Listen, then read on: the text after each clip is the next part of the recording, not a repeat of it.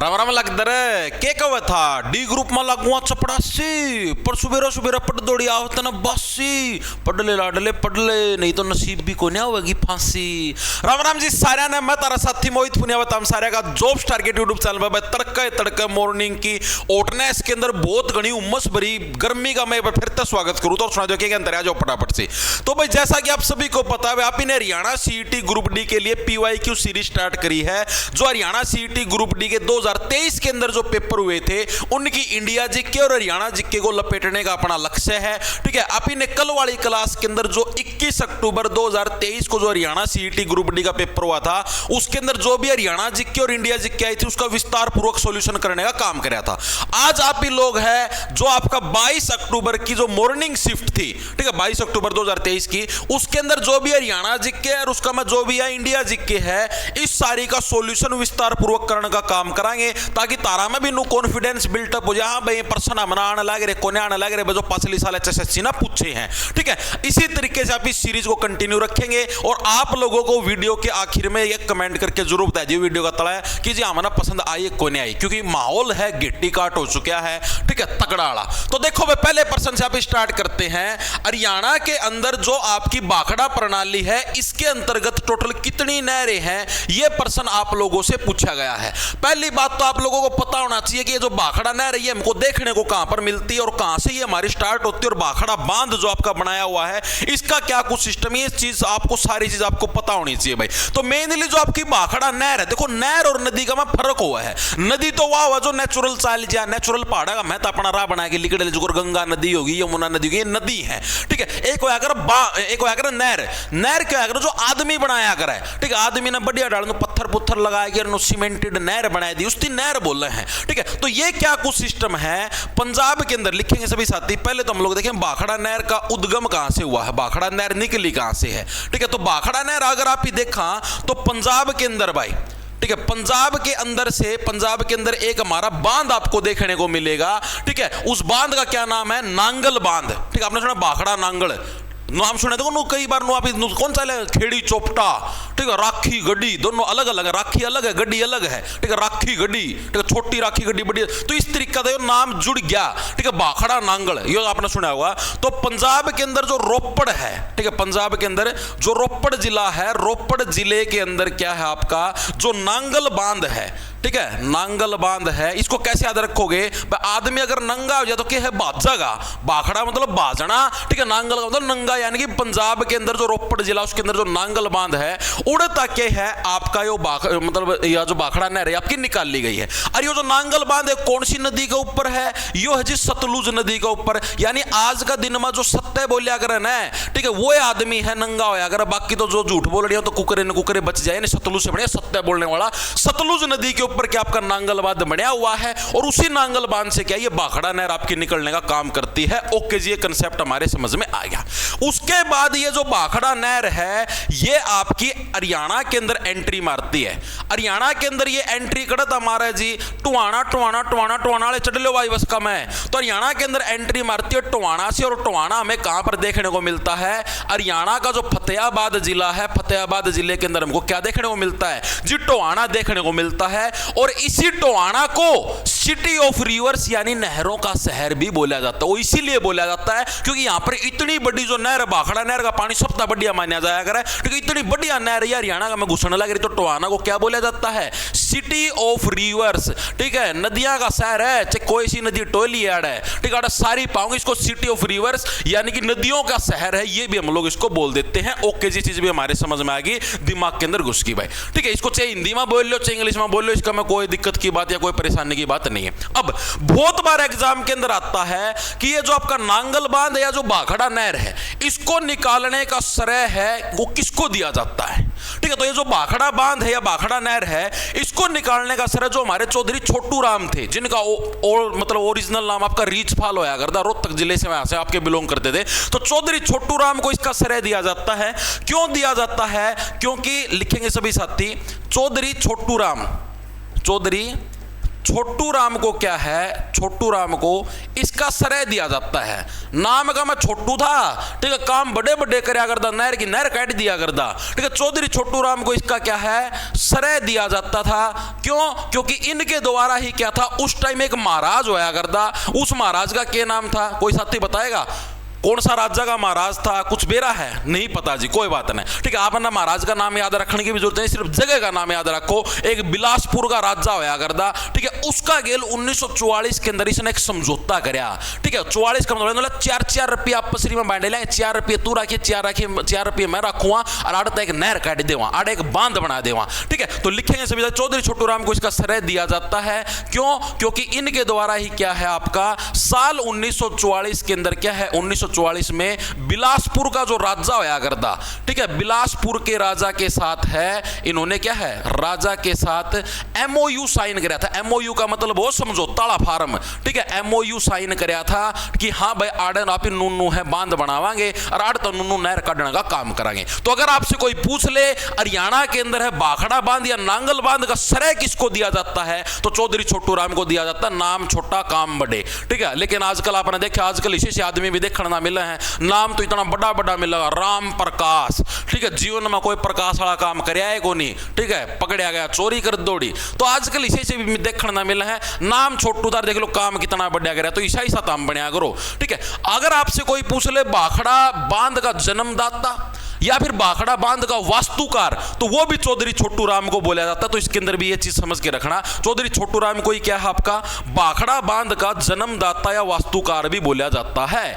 बाखड़ा बांध का जन्मदाता या वास्तुकार भी हम लोग इसको बोलते हैं। जन्मदाता या वास्तुकार का मतलब होता है आर्किटेक्ट, ठीक है। जो करता हम तारा घर का डिजाइन को ना आया करो, क्या भाई नो नो नो करे हो भाई ऐसे, तो वही वाला आर्किटेक्ट है ये, ओके जी। अब जो ये बाखड़ा नदी है ना, इसका मेन बाखड़ा नहर है, इसका मेन काम है जी, जो अपना पश्चिमी हरियाणा है, पश्चिमी हरियाणा का में कौन कौन से आएंगे जी, जैसे अपना हरियाणा 4 भाग्या का में डिवाइड है, ऊपरला पासा नॉर्थ है, निचला पासा साउथ है, आड़ना ईस्ट है, आड़ना वेस्ट है। तो जो हमारा ये पश्चिमी इलाका है, पश्चिमी इलाका का में हिसार आ गया, सिरसा आ गया, फतेहाबाद आ गया, तो इस तरफ का जो इलाका है इसकी प्यास बुझाने का काम कर रहा है बाखड़ा नहर, ओके जी। फिर हमारे यहाँ पर एक और नहर आपने देखा होगा, यमुना नहर, पश्चिमी यमुना नहर अभी बोल दिया। हाँ, तो यह जो यमुना नहर है ना, यह हरियाणा की सबसे पुरानी नहर है में शुमार है। तो जो यमुना नहर है या मेनली जो अपना पूर्वी हरियाणा है, पूर्वी हरियाणा की प्यास बुझाने का काम किया गया है। तो आप पूछ ले कि बाखड़ा नहर हुआ कौन सा हरियाणा की प्यास बुझावा है, तो पश्चिमी हरियाणा की। यमुना जो नहर है वह कौन सा हरियाणा की प्यास बुझावा है, तो पूर्वी हरियाणा की। पूर्वी हरियाणा मतलब जो अपना यूपी साइड का इलाका पड़ा है हरियाणा का,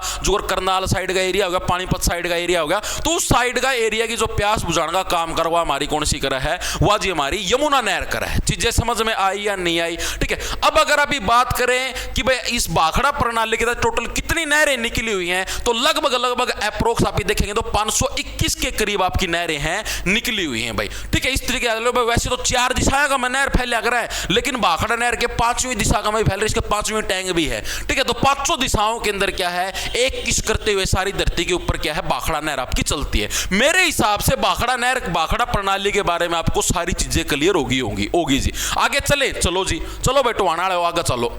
अब आता हमारे पास इंडिया जीके का बहुत ही बेहतरीन प्रश्न, जो कि हरियाणा सीईटी ग्रुप डी के अंदर पूछा गया। प्रश्न को ध्यान से पढ़ेंगे। सूची 1 आपको 2 सूची दे रखी है। क्या क्या क्या क्या दे रखी है? सूची भाई, सूची, ठीक है। ज्यादा ना सुना करो, तो हम सूची दे रखी है, ठीक है। तो 2 सूची दे रखी है।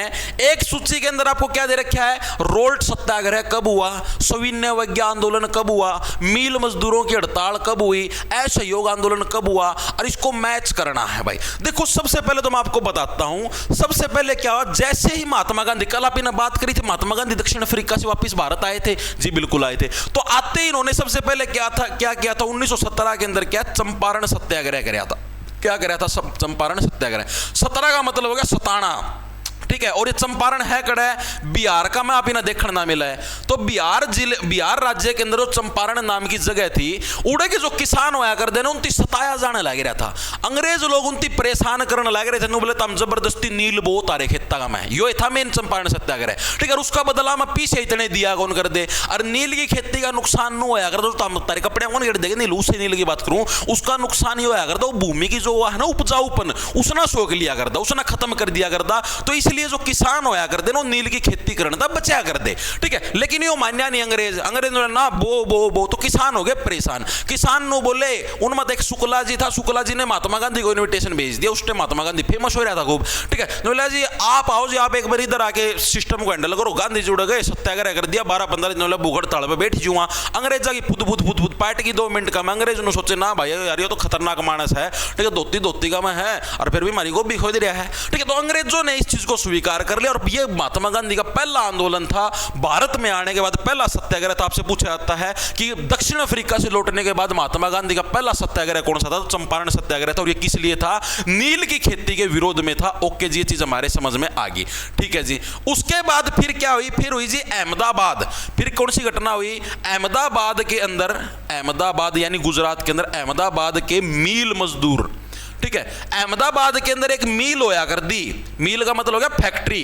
उड़े के जो मजदूर थे वो लोग भी क्या बोले अंग्रेज लोग है ना ये हमारा शोषण कर रहे हैं, ठीक है। जो गोरे अंग्रेज हो गए ना, मतलब जो कोई अंग्रेज लोग अगर आडो वर्कर लाग रहा है, ठीक है, उस पर तो कम काम ले हैं। मारा सारे दिन डंडा रखा काम करो तो मतलब मारा नु घना प्रेशर कर रखा काम का, तो हम हो चुके हैं परेशान। तो इन्ना भी महात्मा गांधी थी इनवाइट कराया और महात्मा गांधी ने वहां पर जाते ही क्या है इस सारे सिस्टम को शांत करने का काम कराया। ओके जी, अहमदाबाद के अंदर जो मिल मजदूरों की हड़ताल यानी ये 17 के अंदर चंपारण कराया। इसी से अगले साल 1918 के अंदर क्या है मिल मजदूरों की जो हड़ताल है उसकी लीडरशिप करने का काम कराया। किसके द्वारा? महात्मा गांधी जी के द्वारा, ठीक है। तो यानी कि आपका मिल मजदूरों वाली हड़ताल कब आ जाएगी? यानी सी का क्या जाएगा? ए के साथ कनेक्शन होगा। सी का ए के साथ कनेक्शन 2 ऑप्शन के अंदर, यानी ये वाले 2 ऑप्शन ये तो ऑटोमेटिक कट गए। अब हमारे पास बच गए ये 2 ऑप्शन। आओ अब आता है हमारे पास रोल्ट सत्याग्रह, रोल्ट एक्ट भी हम लोग बोलते हैं।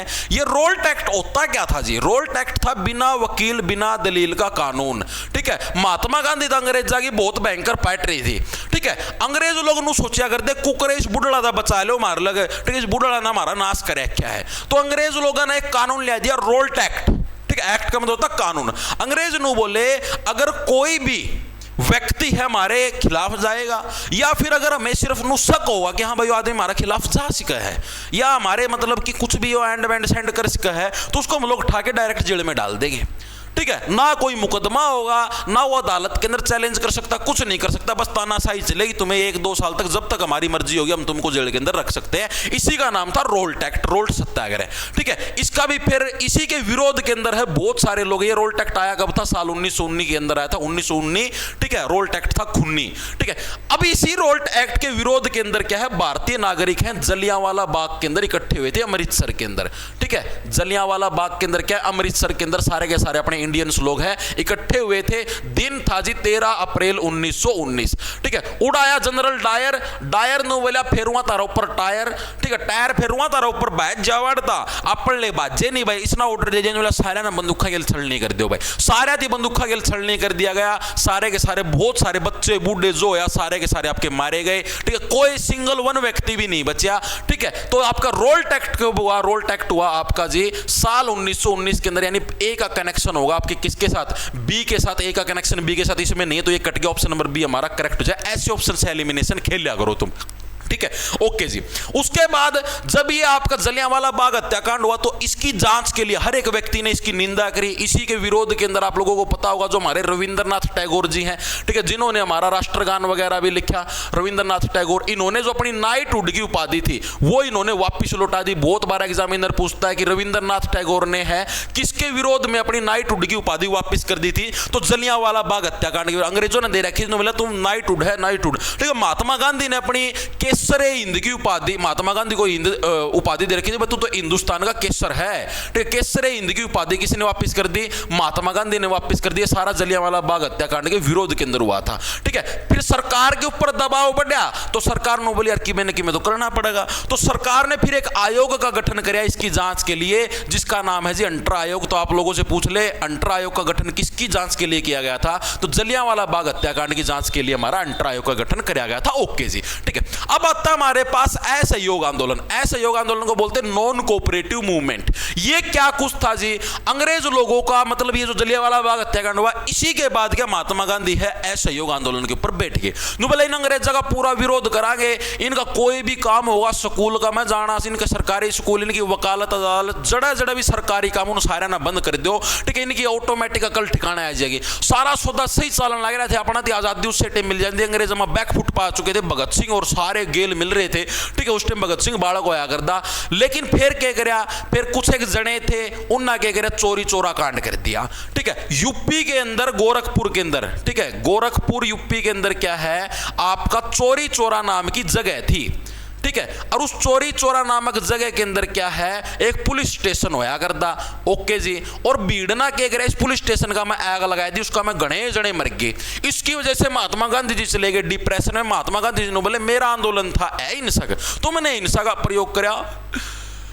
डियर इंडियंस, मुझे तुमसे बिल्कुल भी उम्मीद नहीं थी, मैंने सिर्फ ये सोचा था कि मैं अहिंसक तरीके से आंदोलन करूंगा, लेकिन तुम लोगों ने जो निर्दोष पुलिस वालों को जिंदा जलाया, उससे मेरी आत्मा छिन्न भिन्न हो गई, और मैं महात्मा गांधी आज पूरे होशो हवास में इस आंदोलन को टेक डाउन यानी कि वापस करने का फैसला लेता हूं।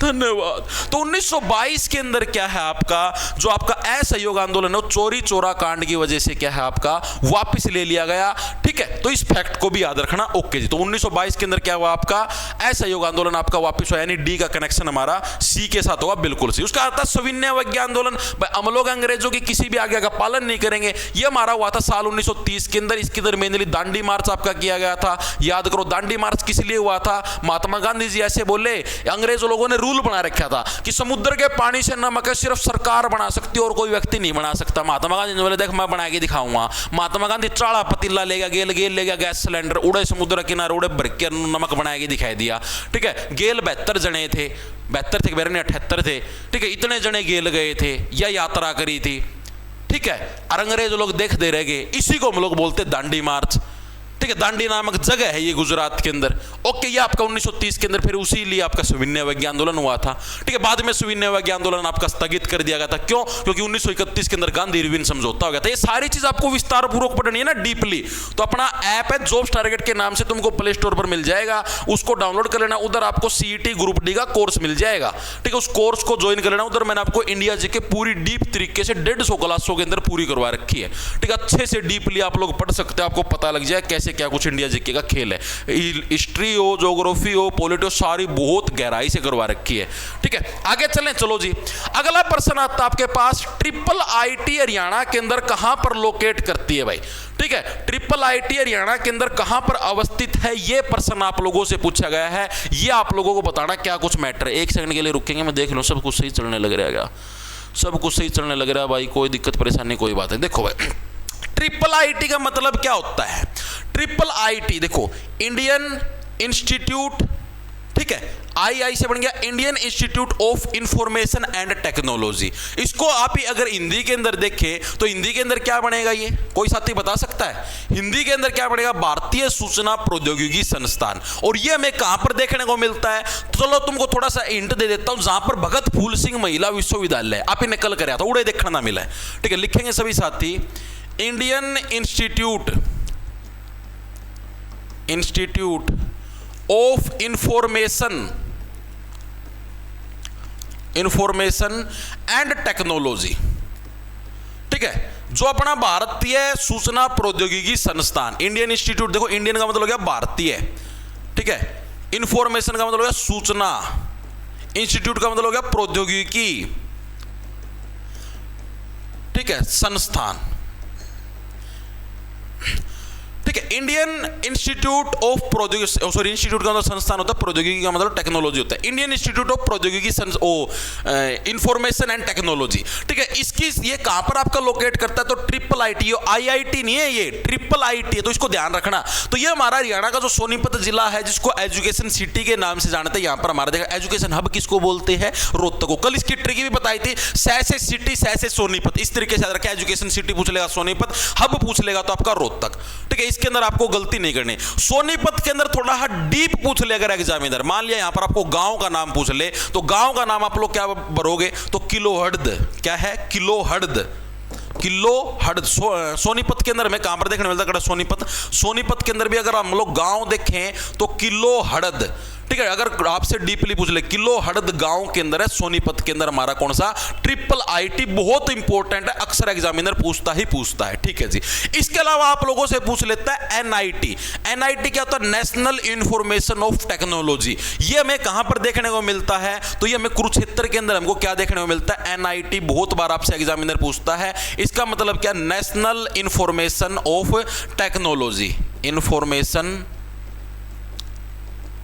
ऑफ टेक्नोलॉजी, ठीक है। ये हमें कहां पर देखने को मिलता है, एनआईटी हमें कुरुक्षेत्र के अंदर देखने को मिलता है, ठीक है। कैसे, अगर कोई निट, निट जो निट होती, निट देखी हुई दारू, दारू जो निट है, ठीक है। युद्ध होने था पहला के आदमी निट पी के जाओगा, घरा जे लुगाई गए जूत बाजदा होगा ना, तो पहला के निट का पौआ मारेगा, ताकि जो युद्ध वगैरह है उसको मैं इजीली हैंडल कर लूं, ठीक है। तो इस तरीके से हम लोग इसको याद रखेंगे, बहुत ही इंपॉर्टेंट है, अक्सर एग्जामिनर पूछता ही पूछता है, ठीक है। इसके अलावा आपका एनआईडी, एनआईडी क्या होता है, नेशनल इंस्टीट्यूट ऑफ डिजाइन, ठीक है। ये भी हमें कहां पर देखने को मिलता है, national institute of design, institute Kurukshetra के अंदर तो युद्ध होया था, उस ट्रिक तो याद रखियो। जो डिजाइन करने का जो राष्ट्रीय संस्थान है, ये हमें कहां पर देखने को मिलता है, एनआईडी। ये भी हमें कुरुक्षेत्र के अंदर भाई, ठीक है। यानी युद्ध शुरू होने से पहले हम लोग क्या है, निट मार के है डिजाइन तैयार कर लेते हैं कि हम लोग ऐसे ऐसे युद्ध करेंगे। तो यानी NIT, national institute of technology, और ये नेशनल इंस्टीट्यूट ऑफ डिजाइन, दोनों के दोनों क्लियर हुए या नहीं हुए, कभी भी नहीं भूलोगे आजीवन, ठीक है जी। इसके अलावा अगर आप बात करें, आपने कल एक चीज पढ़ी थी, आईआईएम, याद आया नहीं आया, कल वाली क्लास के अंदर पढ़ी थी, जिन साथियों ने नहीं लगाई वो देख लेना। आईआईएम का मतलब क्या होता है, इसका मतलब होता है जी इंडियन इंस्टीट्यूट ऑफ मैनेजमेंट, ठीक है। और ये हमें कहां पर देखने को मिलता है, कल भी पढ़ा था, सुनारिया जेल का आगा, सुनारिया जेल कड़ा पड़ा है जी, रोहतक का, मैं दिल्ली रोड के ऊपर देखोगे, ठीक है। ये हमारी कहां पर है, रोहतक के अंदर। और इसकी स्थापना कब हुई थी, साल 2009 के अंदर क्या है, इंडियन इंस्टीट्यूट ऑफ मैनेजमेंट, जिसके बारे में हमने कल भी पढ़ा था, ठीक है। इसकी हमारी स्थापना होने का काम हुआ था, ओके जी, ये चीज भी हमारे समझ में आ गई। अगर आप लोगों से पूछ ले हुआ है सीआईआरबी, सीआईआरबी का मतलब क्या है, सीआईआरबी सेंट्रल इंस्टीट्यूट, ठीक है। सीआई से क्या बन गया, सेंट्रल इंस्टीट्यूट, आर से बन गया रिसर्च, बी से बन गया बफेलो, यानी केंद्रीय भैंस अनुसंधान संस्थान। भैंस का जड़ा भी जिक्र हो जाएगा, ठीक है। भैंस के ऊपर के मारे अगर जोटे, जारी, जारी से बन गया जार, जार का उल्टा बन गया इसार। तो इसार के अंदर क्या हमारा केंद्रीय भैंस अनुसंधान संस्थान हमको देखने को मिलता है। लिखेंगे सभी साथी, केंद्रीय भैंस अनुसंधान संस्थान, ठीक है। अनुसंधान का मतलब है जिसके ऊपर रिसर्च होती है, अनुसंधान संस्थान। ये हमें कहां पर देखने को मिलता है, ये हमें हमारा हिसार जिले के अंदर देखने को मिलता है।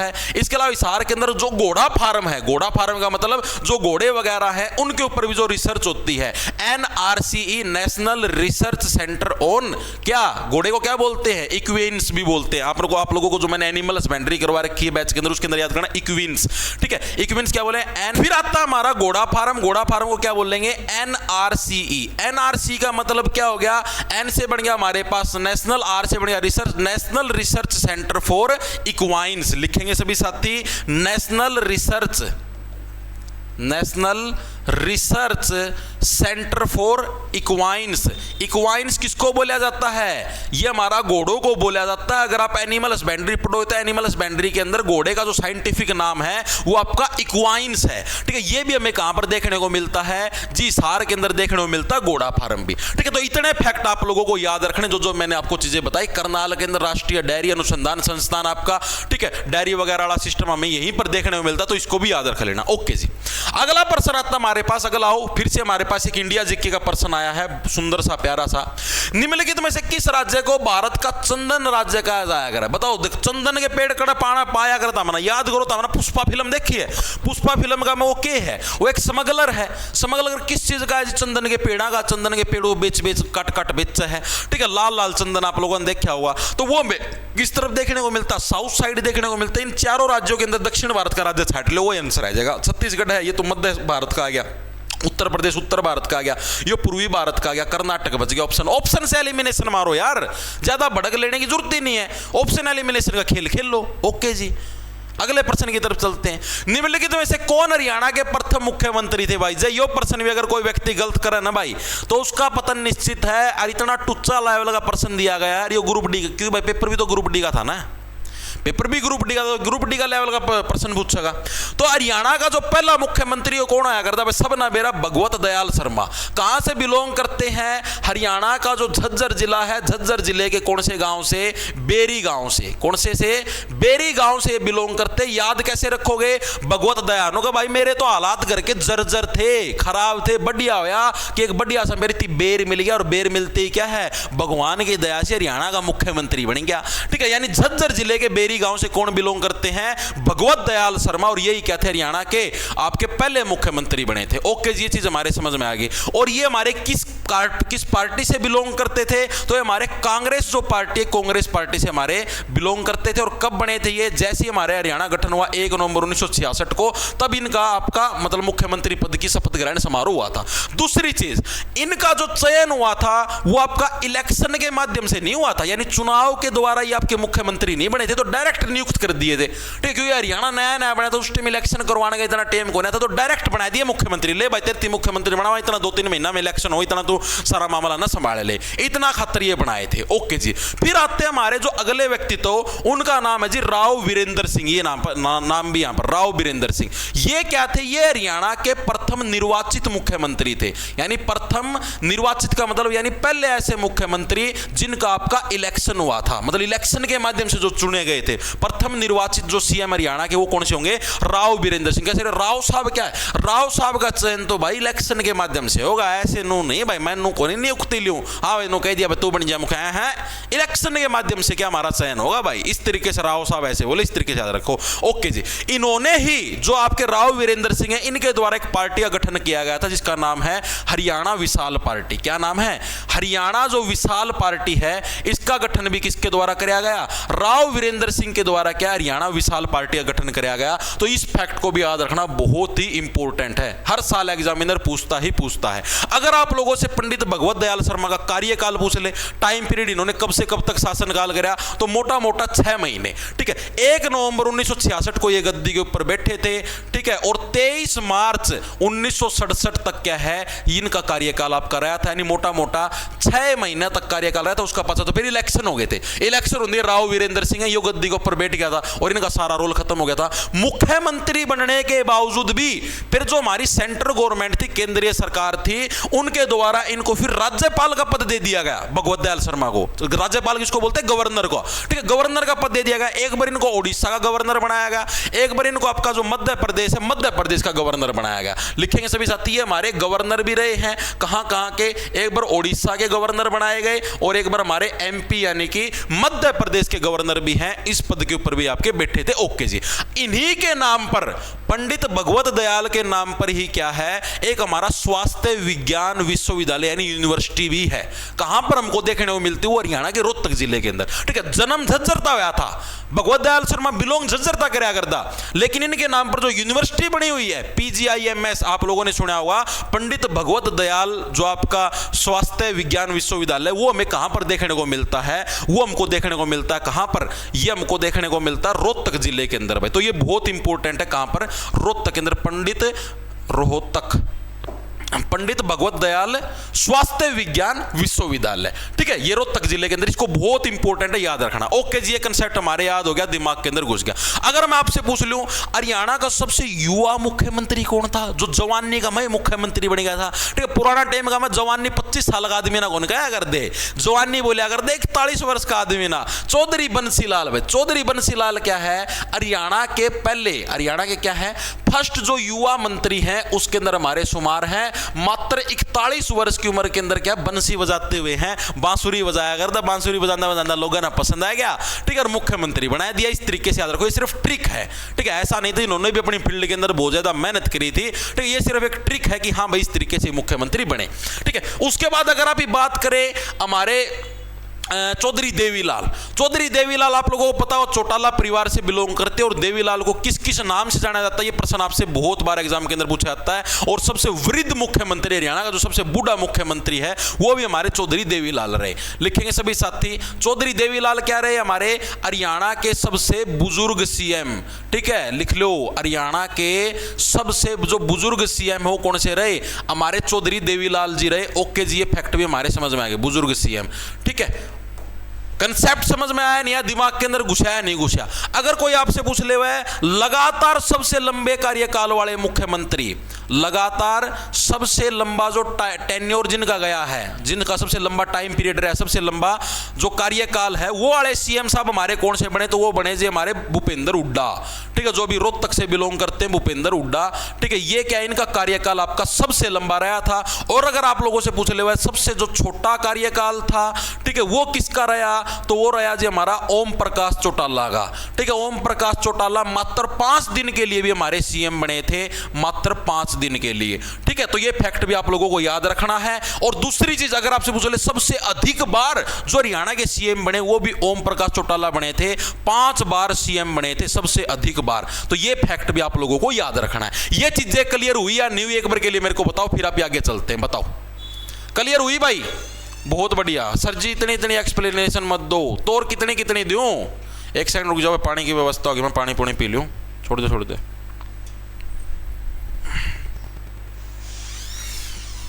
बताओ,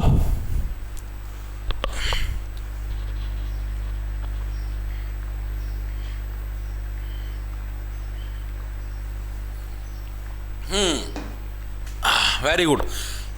हाँ, बंसीलाल को ही बोला जाता था भाई, बंसीलाल को ही आपका हरियाणा का निर्माता, आधुनिक हरियाणा का जनक वगैरह वगैरह सारी चीज़ें से हम बता दूँ तो फिर और क्लास तो रह जाएंगी। ठीक है, वैसे बता देता हूँ, चौधरी देवीलाल को किंग मेकर, मतलब इनका मेन रोल होया करता भाई, कौन मुख्यमंत्री बनेगा, कौन हमारा प्राइम मिनिस्टर बनेगा। बाद में ये खुद भी आपके भारत के उप प्रधानमंत्री के पद के ऊपर रह चुके हैं। तो ये सारी चीजें डीपली आपको बैच के अंदर देखने को मिलेगी। आप जॉब्स टारगेट ऐप के ऊपर जाओगे, उधर आपको सीईटी ग्रुप डी का बैच मिलेगा, जिसको स्पेशल हरियाणा जीके पढ़नी है तो हरियाणा जीके का स्पेशल अलग से बैच है। 72 क्लासों के अंदर बिल्कुल डीपली तरीके से, थ्योरेटिकल तरीके से आपको हरियाणा जीके करवाए गए। उसके अंदर हरियाणा जीके आपको 2 मिलेंगे, एक हरियाणा जीके नॉर्मल, एक हरियाणा जीके न्यू वाली पढ़ना। नॉर्मल के अंदर तो 51 क्लास मिलेंगी, न्यू वाली के अंदर 72 क्लास है, जिसके अंदर बिल्कुल आप इन्हें डीपली सारा सिस्टम करवा रखा है। ठीक है, अगर मैं बोलूं कुल मिला के सबसे लंबा कार्यकाल, तो वो भजनलाल लगा है। ठीक है, ये तो लगातार सबसे लंबा कार्यकाल, जैसे ईब सीएम बन गया, अगला इलेक्शन का मैं सीएम बन जाऊं लगातार, कुल मिला के सबसे लंबा कार्यकाल पूछ ले तो हमारे भजनलाल लगा है। ठीक है, अलग अलग सालों के अंदर बने, टोटल मिला के उनका सबसे लंबा कार्यकाल रहा। आगे चले, अगले प्रश्न के ऊपर आओ। अगला प्रश्न है, भारत में किस राज्य में मध्याह्न भोजन योजना स्टार्ट करी थी, मिड डे मील? बहुत ही अच्छा प्रश्न है। तू एक बार मेरे से मिल तो सही। ठीक है, तू एक बार मेरे से मिल तो सही, मिल से बढ़िया मिड डे मील। तो मिड डे मील कहां से शुरुआत हुई थी? मिड डे मील की आपकी जो भारत का तमिलनाडु राज्य से आपकी मिड डे मील की शुरुआत हुई थी। ओके जी। अगर कोई आप लोगों से पूछ ले कि फिर ये तो एक स्टेट लेवल के ऊपर हो गया, ये तो किस लेवल पर है? स्टेट लेवल के ऊपर आपके मिड डे मील की शुरुआत हुई है। अगर कोई आप लोगों से पूछ ले सेंट्रल गवर्नमेंट लेवल पे कब हुई, मैंने आप लोगों को, शायद तुम लोगों को तो नहीं पता है, मैंने जो जैसे हरियाणा कोर्ट कलर का अपना बैच चलने लगा, बैच के अंदर मैंने कल क्लास ली थी, उसके अंदर मैंने आपको मिड डे मील वाला टॉपिक करवाया था। ठीक है, कल मैंने जब पंचवर्षीय योजना 5 ईयर प्लान वाला टॉपिक करवाया था, तो उसके अंदर 1995 के अंदर 1995 के अंदर क्या है, पहली बार आपकी सेंट्रल गवर्नमेंट लेवल पर क्या है, मिड डे मील जो स्कीम थी वो आपकी आई थी। ठीक है, अब कोई साथी मेरे को ये बता सकता है कि 1995 के दौरान कौन सी पंचवर्षीय योजना चलने लग रही थी, कौन सा 5 ईयर प्लान था? बहुत इंपॉर्टेंट है। मैंने आप लोगों को एक ट्रिक बता रखी है, 2012 वाला याद रखना। 2012 के अंदर कौन सी आई थी? 12वीं पंचवर्षीय योजना आई थी। ठीक है, ये 5-5 साल घटा दे रहे हो, इसमें तो 5 जाओगे तो यानी 2007 से लेकर 12 के बीच में कौन सी आएगी? 11वीं आएगी जी। ठीक है जी, इसका मतलब फिर 5 घटा दो, 2002 तक लेगी 7 का बीच में कौन सी आ जाएगी जी? 10वीं आ जाएगी जी। इसका मतलब फिर घटा दो, 1997 से लेकर 02 के बीच में हमारे पास 9वीं आएगी जी। यानी कि अगर इसके अंदर से फिर 5 घटा दे तो 92 से 97 के बीच में कौन सी आ गई जी 8वीं, यानी कि 8वीं पंचवर्षीय योजना के दौरान क्या मिड डे मील स्कीम आई। 8वीं के दौरान 1995 के अंदर ही क्या है भारत आपका WTO यानी वर्ल्ड ट्रेड ऑर्गेनाइजेशन विश्व व्यापार संगठन का भी हिस्सा बन गया था।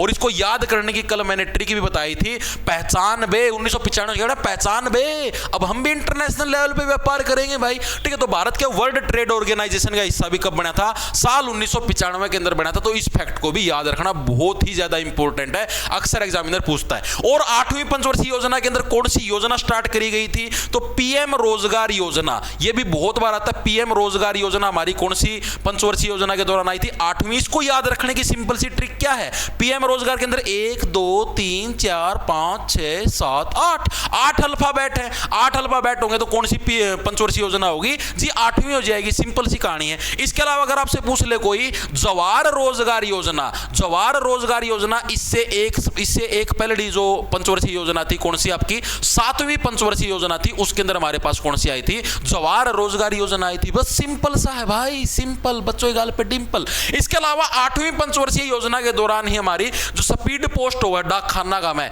उस स्पीड पोस्ट की शुरुआत भी 1995 के अंदर ही हुई थी। तो ये फैक्ट आपको याद होना चाहिए। पंचवर्षीय योजना ना सारी ट्रिक गेल याद करवा रखी है, बहुत इंपॉर्टेंट कंसेप्ट है पंचवर्षीय योजना का, 5 ईयर प्लान का।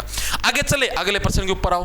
अगला हमारे पास फतेहाबाद में 2 महत्वपूर्ण स्मारक है, एक तो लाट है, दूसरा स्मारक कौन सा, कल ही पढ़ा था आप ही लोगों ने, ठीक है। वही सेम पर्सन अगली शिफ्ट में दे दिया, ठीक है। कल वाले के अंदर तो ऐसे दे रखा था कि फतेहाबाद के अंदर एक लाट की मस्जिद है, दूसरा हुमायूं का मकबरा भी हमें यहीं पर देखने में मिलता है। कल तो ये 2 दे रखे, दोनों में से कौन सा सही है, ठीक है, स्टेटमेंट टाइप दे दिया। आज इसको दूसरी तरीके से घुमा के दे दिया, फतेहाबाद के अंदर 2 महत्वपूर्ण स्मारक हो गए, एक तो लाट होगी, दूसरा क्या है, दूसरी हमारी वो है क्या हुमायूं मस्जिद। ये हुमायूं मस्जिद मैंने आपको कल बताई दी थी। जैसे ही आपका कौन सा युद्ध हुआ था 1539 के अंदर, याद करो 1539 के अंदर आपका बिलग्राम का युद्ध हुआ था। कौन सा था, बिलग्राम, ठीक है।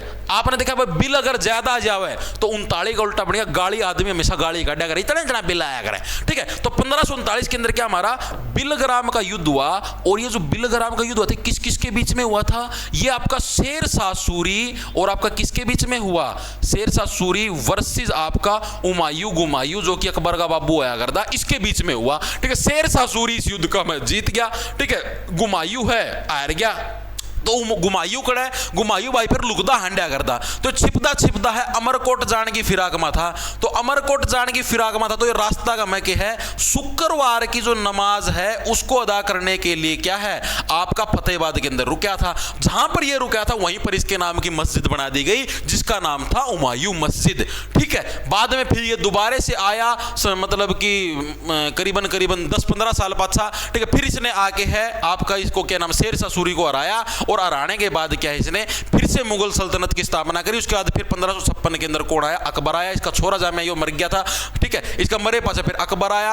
अकबर का जो संरक्षक था बैरम खान, उसने पानीपत के दूसरे युद्ध के अंदर किसको हराने का काम कराया, अपना जो यो था क्या बोला करा रिश्ती, और उसका नाम था रहा और रेवाड़ी का बिलोंग कराया करता एमू, ठीक है, एमू है, एमू को हराने का काम करे और भारत के अंदर फिर से जो मुगल सल्तनत है उसकी स्थापना करने का काम करे, यही इंपॉर्टेंट है। अब जो आपकी फतेहाबाद है, फतेहाबाद को अन्य किस नाम से जाना जाता है, इसको पिंक सिटी के नाम से है। पिंक कलर तो जी हमारा फेवरेट है जी, पिंक के बारे में कुछ नहीं बोल दो, चलो भाई कौन है बोला, ठीक है। गुलाबी नगरी यानी पिंक सिटी के नाम से किसको जाना जाता है, फतेहाबाद को जाना जाता है। इसके अलावा इकदार, इकदार के नाम से भी किसको जाना जाता है, इकदार के नाम से, इकदार पुराना नाम था किसका, फतेहाबाद को हमारा इकदार के नाम से भी जाना जाता है। और किसके नाम पर फतेहाबाद शहर बसाया गया था, तो आपका जो फिरोज शाह तुगलक था उसका छोरा था, उसका क्या नाम था आपका फतेह खान, उसके नाम पर ही क्या है आपका इसको बसाया गया था। पहला जिस टाइम अपना हरियाणा बना, हरियाणा बनते टाइम ये आपका हिसार जिला का पार्ट था।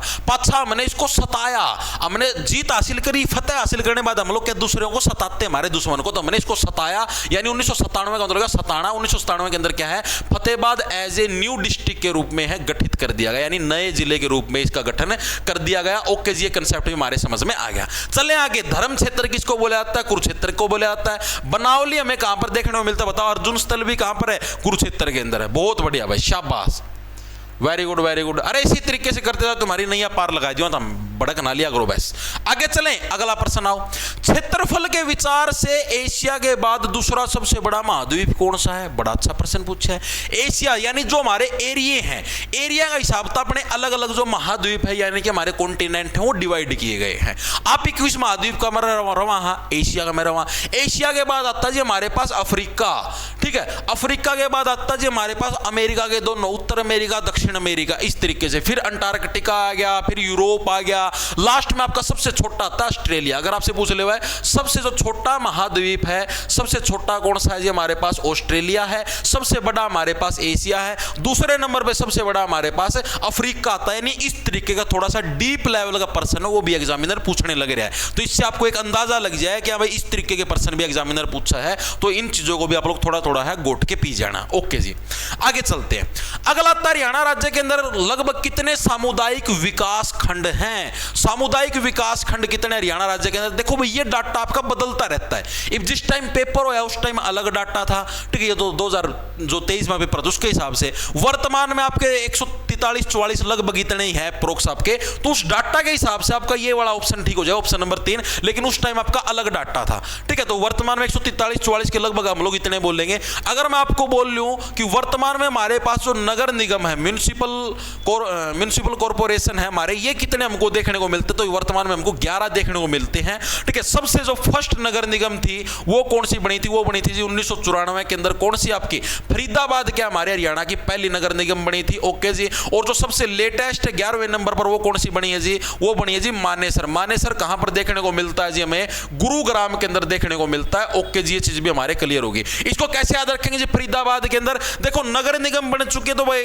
ग्रांट आएगी, पैसा आएगा। पैसा आएगा तो उसको चुराने में भी मजा आएगा। इन्हीं के अंदर तो चोरी होती है। तो 1994 मतलब चुराना, फरीदाबाद नगर निगम बना दी। तुम्हारी खरीद होगी, डिमांड होगी, भाई नगर निगम बनाओ, हम भी चोरी कराएंगे, ठीक है। तो नगर निगम के माध्यम से क्या चोरी करने के लिए हमारा इसका गठन हुआ था। ओके जी, ये चीज हमारे समझ में आ गई। अगर मैं आपसे पूछ लूं कि हमारे यहां पर सबसे अधिक पंचायतों वाला जिला कौन सा है, ठीक है, सबसे अधिक पंचायतों वाला जो जिला है हरियाणा के अंदर वो कौन सा देखने को मिलता है? तो वो है हमारा यमुनानगर। यमुनानगर का मैं सप्ताह घने पंचायती बैठे पाओगे। क्यों? क्योंकि यमुना नदी का पानी है उसको बांटना है, ठीक है। उसको बांटने के लिए पंचायती तमाना बेरा कितने न कितने पाएंगे। और अगर मैं बात करूं सबसे कम पंचायत, अब जो जड़ा नगर निगम में सप्ताह पहला बन गई, तो पंचायत तो गामा का में देखने ना मिला है, ठीक है। पंचायत कड़े देखने ना मिलेगी। यानी फरीदाबाद के अंदर जहां पर नगर निगम सबसे पहले बन चुकी है वहां पर पंचायत तो देखने को मिलेगी ही नहीं। यानी फरीदाबाद के अंदर क्या हमें सबसे कम मात्रा के अंदर पंचायतें देखने को मिलती हैं। ओके जी, ये चीज भी हमारे समझ में आ गई।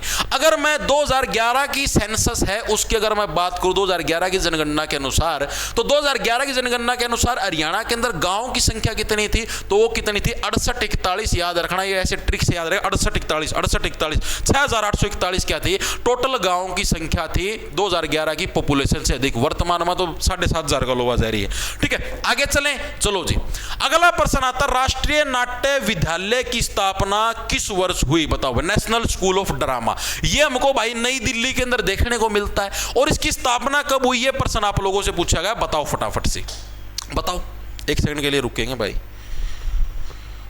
बताओ बताओ बताओ। कुछ आ गया शायद। सीटी ग्रुप डी में अब तक 3.5 लाख फार्म भरे गए हैं भाई। 3.5 लाख तो थोड़े भरे गए। इबकल बड़का का इंटरेस्ट कम दिखा है ना, तब ना भी नु लागे गे। इबकल मतलब बालक डी ग्रुप की बजाय है उसके अंदर है अगर सर भाई सीईटी मेन इसका जैसे मैक्सिमम बच्चे पुलिस में नंबर आ रहा है, ठीक है। तो वो बालक ने सोचा मैं पुलिस का मैं सिलेक्शन हो जा तो सबसे बेस्ट है, ठीक है। वो ग्रुप डी का नहीं देख दे को नहीं उनका, उन्होंने सोचा ग्रुप डी जाओ बाढ़ में हमने के लेना देना। मानो यह बात है।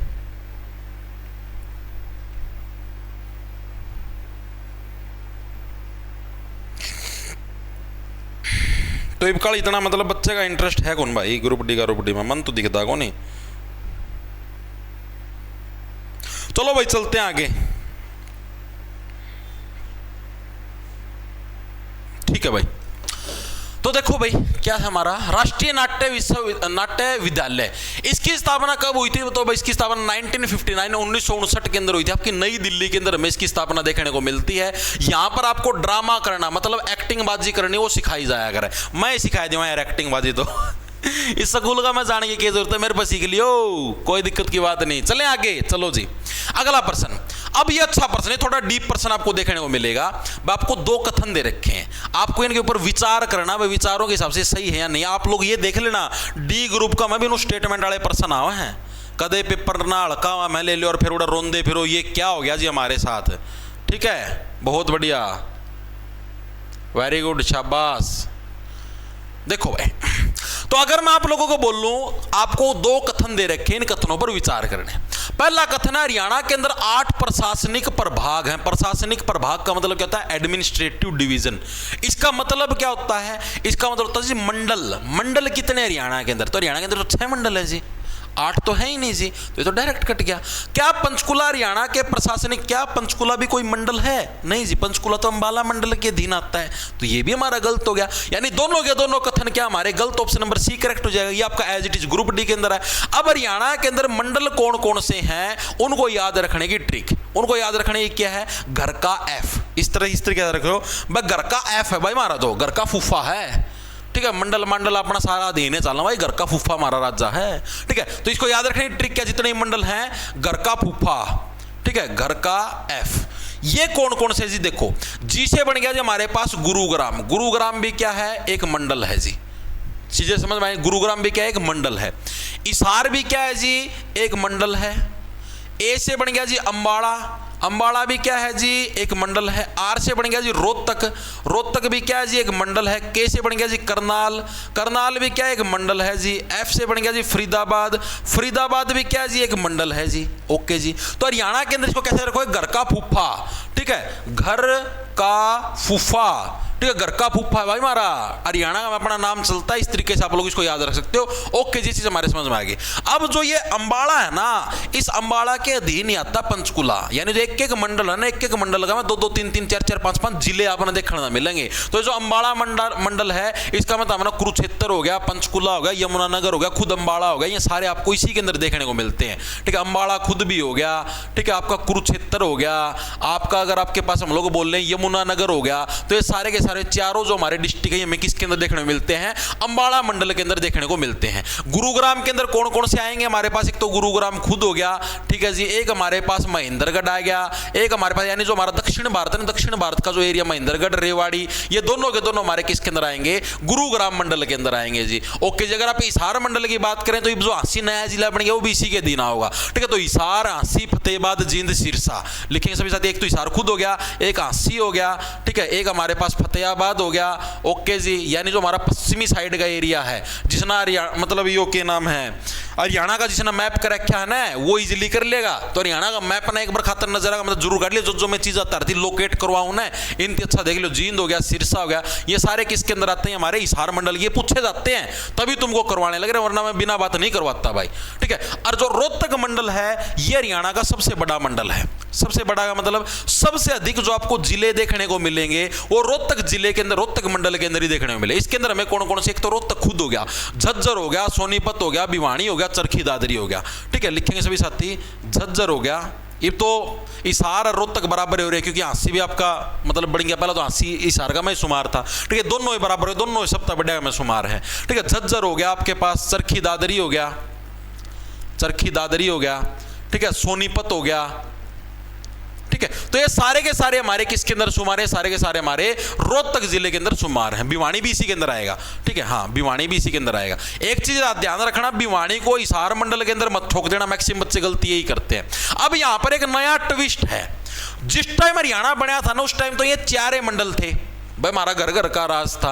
उसका बाद फूफा हो रहा है घर में, ठीक है, 2 फूफे हो रहा है, 2 फूफे पच्छा आए थे 2017 का में, 17 का मतलब हो गया 57। ठीक है, मारती 57 खतर हमारा घर, हमारा फूफा हो रहा है क्या? यानी 2017 के अंदर करनाल और फरीदाबाद जो मंडल है, इनका गठन करेगा। 2017 से पहले ये आपके मंडलों के अंदर शुमार नहीं थे। ठीक है, तो इस तरीके से आपको याद रखना। करनाल के अंदर कौन सा आ गया? करनाल के अंदर एक तो करनाल खुद, एक हमारा पानीपत आ जाएगा, और दूसरा हमारा कौन सा आ जाएगा जी? कैथल आ जाएगा जी। ठीक है, फरीदाबाद जो मंडल होगा, इसके अंदर भी एक तो फरीदाबाद हमारा खुद होगा, इसके अलावा पलवल हो गया, नू हो गया। ठीक है, ये भी हमारे इसके अंदर हमारे शुमार हो जाएंगे। ठीक है, याद हुए या नहीं हुए? सारे के सारे 6 के 6 मंडल धरती याद करवा दिए। ट्रिक का गेला गरीबी भी याद नहीं है तो हूं भी कौन भाई, फिर तो परमात्मा भी याद नहीं करवा सकता। अगर मैं धरती पूछ लिया हरियाणा का मैं पुलिस रेंज कितनी है, तो 5, ठीक है। पुलिस रेंज कितनी है आपसे? 5। आपसे पूछ ले पुलिस कमिश्नरी कितनी है? 5। ईबे पे जो रिसेंटली बनी कौन सी है? झज्जर। ठीक है जी, चले आगे। चलो जी, ये हो गया ना। अगला प्रश्न के ऊपर चलते हैं। अगला प्रश्न आता है हमारे पास, असहयोग आंदोलन नॉन कोऑपरेटिव मूवमेंट को तब बंद किया गया जब किसानों ने निम्नलिखित में से किस थाने के अंदर आग लगा दी थी? याद करो, चोरी चोरा। अब ये भी तो पढ़ा था आप लोगों ने। ऑप्शन नंबर 1 करेक्ट हो जाएगा। 1922 की घटना है। ओके जी, आगे चलो। चरखी दादरी की निम्नलिखित में से किसके साथ सीमा नहीं लगती? आपको 4 जिले दिए गए हैं, किसके साथ चरखी दादरी की बाउंड्री टच नहीं होती है, प्रश्न पूछा गया है। तो देखो, चरखी दादरी की बाउंड्री महेंद्रगढ़ के लिए भी टच हुआ, झज्जर के लिए भी टच हुआ, भिवानी के लिए भी टच हुआ, लेकिन हिसार जिले के साथ चरखी दादरी की बाउंड्री टच नहीं होती। अब एक प्रश्न पूछा जाएगा, इसके अंदर अब अपडेट हुआ है।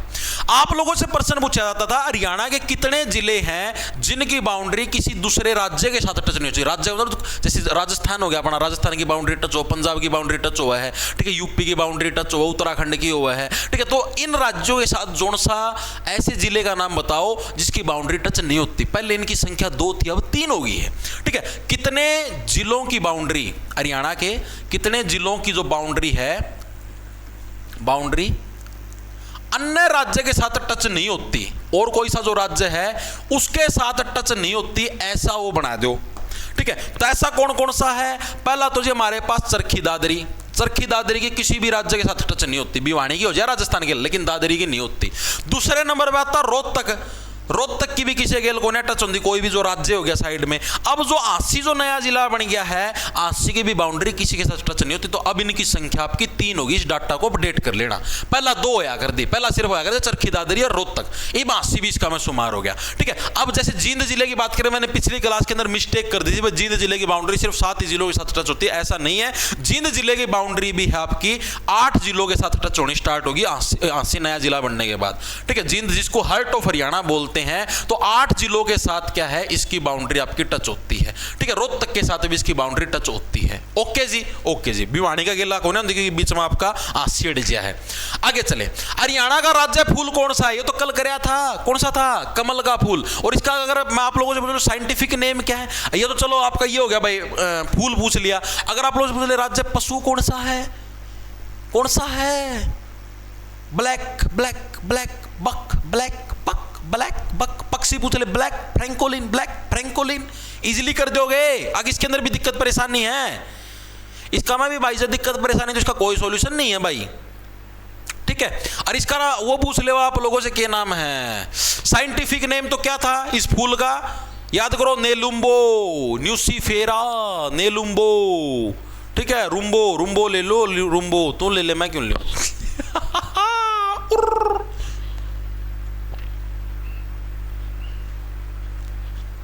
ब्लैक बक बोला जाता भाई काला हिरण को, ठीक है। हिरण को ब्लैक बक किसको बोलते? काला हिरण थी बोला भाई, काला तितर पक्षी होगा ब्लैक फ्रैंकोलिन, ठीक है। वृक्ष हमारा पीपल का, सैकर्ड, सैकर्ड याद करो धार्मिक, ठीक है। सैकर्ड का मतलब धार्मिक होता है। ओके, कमल ये तो आपने कल कराया था, इसके अंदर ज्यादा माथा मारने की जरूरत नहीं। हरियाणा में प्रधानमंत्री मुद्रा योजना किस वर्ष है? ये जितनी भी योजना आई थी ना, मैक्सिमम जो भी योजना आई, ठीक है, प्रधानमंत्री से रिलेटेड मैक्सिमम योजना आपकी 2015 के अंदर आई थी। कोई भी योजना पूछ लेता है प्रधानमंत्री की, मैक्सिमम था, मैक्सिमम था, समझ लो सारी 2015 का मायोड़ी है, आंख खोल की 2015 ठोक दियो, ठीक है। गलत हो गए कौन? इस मुद्रा योजना का मतलब क्या? इस मुद्रा योजना का मतलब ये है भाई, हरियाणा के ऐसे व्यक्तित्व, ऐसे बिजनेसमैन जो छोटे बिजनेस करते हो। छोटे बिजनेस का मतलब छोटा मोटा व्यापार करते हो, खेती बाड़ी से अलग, ठीक है। इसके अंदर खेती बाड़ी आपकी इंक्लूड नहीं है। खेती बाड़ी से अलग अगर आप कोई भी छोटा मोटा व्यवसाय करते हो, छोटा मोटा बिजनेस करते हो, और उसके लिए अगर आपको लोन की जरूरत है, वो भी ब्याज मुक्त, जिसके अंदर आपको इंटरेस्ट यानी कि ब्याज भी पे न करना पड़े, तो उसके लिए ये है, ये योजना आपकी चलाई गई थी। इसके अंदर जो हमारे छोटे उद्योग धंधे हैं उनको हमारे 3 हिस्सों के अंदर बांटा गया था, ठीक है। पहली थी हमारी शिशु श्रेणी, जिसके तहत आपको 50,000 रुपए दिए जाते थे। दूसरी थी हमारी किशोर श्रेणी, जिसके अंदर 50,000 से 5 लाख तक की राशि थी। तीसरी थी हमारे पास तरुण, तरुण का मतलब जो अडल्ट हो गए, ठीक है। अब वो तरुण अलग अलग रंगों के अंदर खेल लेंगे, ठीक है। वो 5 लाख से 10 लाख तक का लोन, ठीक है। आगे चलते हैं। इब्राहिम लोदी का मकबरा हमें कहां पर देखने को मिलेगा? इब्राहिम लोदी कौन से युद्ध के अंदर शुमार था? आप लोग खुद बताओ, तुम खुद बता दो इब्राहिम लोदी का मकबरा कहां पर है। इब्राहिम लोदी हमारा किस उसके अंदर शुमार था? तो आप लोगों को जैसा कि पता है कि 1556 के अंदर क्या हुआ था? 1556 के अंदर आपने कल पढ़ा था जी, पानीपत का दूसरा युद्ध हुआ था। कौन सा युद्ध हुआ था? पानीपत का सेकंड युद्ध हुआ था। ठीक है, मैंने आपको 3 युद्ध बताए थे, 1526, 56 और 1761। अब जो ये पानीपत का दूसरा युद्ध हुआ था, किस किस के बीच में हुआ था? अकबर वर्सेस एमू के बीच में। अकबर तो उस टाइम बालक होया करता, 13-14 साल का। ठीक है, मेन जो अकबर की तरफ लड़ा करता वो था बैरम खान। बैरम खान के संरक्षण के अंदर है, यानी कि अकबर लड़ा करता। अकबर मतलब नाम राजा यो था तो राजा का ही नाम आओगा। ठीक है, गुलामा का नाम थोड़ी ना आया करे। ठीक है, तो बैरम खान वर्सेस एमू के बीच में युद्ध हुआ। एमू कहां से बिलोंग करता था? हरियाणा के रेवाड़ी से। हरियाणा के क्या है? रेवाड़ी जिले से ये बिलोंग करता था।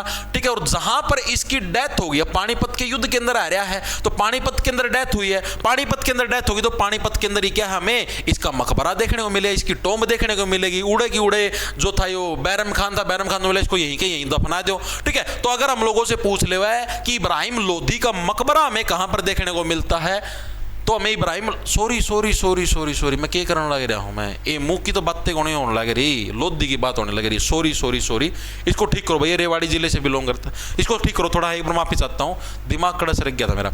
अब आते हैं हम लोग 1526 के अंदर। 1526 के अंदर क्या हुआ? हमारा पानीपत का फर्स्ट युद्ध हुआ भाई। दिमाग कई बार कड़ा सटक जाए। फर्स्ट युद्ध हुआ।